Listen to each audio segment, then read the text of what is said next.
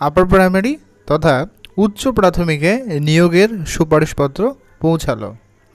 অবশেষে সমস্ত রকম যে আইনি জটিলতা সেগুলো কাটিয়ে উচ্চ প্রাথমিকের নিয়োগ যে সুপারিশপত্র সেটা পৌঁছালো স্কুলে স্কুলে।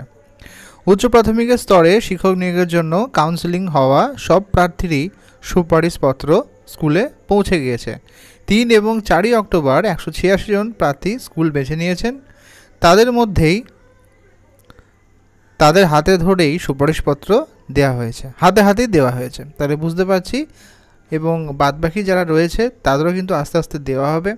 এখন প্রশ্ন একটাই যে এই যে নিয়োগ প্রক্রিয়া এটা সম্পন্ন হওয়ার পর কি নতুন নিয়োগ সম্ভাবনা রয়েছে বা নতুন করে কি নোটিফিকেশন বার হবে?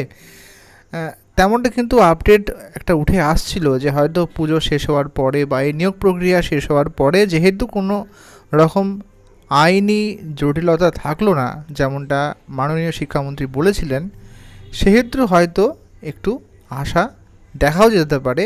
তবে সবার এটাই কাম্য যে নিয়োগটা চলছে এই মুহূর্তে সেটা যেন যত দ্রুত সম্ভব সেটা যেন সম্পন্ন হয়, তাতে নতুনদের জন্য যারা এখনও পর্যন্ত সেভাবে সুযোগ পাননি যেন একটা রাস্তা ওপেন হয়ে যায়।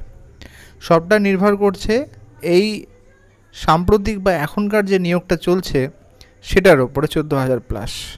আশা করি সেটা সবাই ঠিকমতো চাকরি পাবেন এবং আগামী দিনের যে প্রস্তুতি সেটা যেন সবাই চালিয়ে যেতে পারে। তবে সবাইকে একটাই সাজেস্ট করতে চাই যে প্রস্তুত কিন্তু রাখুন।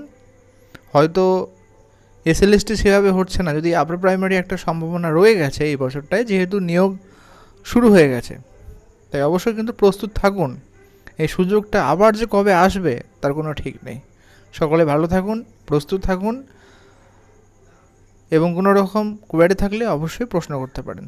ধন্যবাদ, ভালো থাকবেন।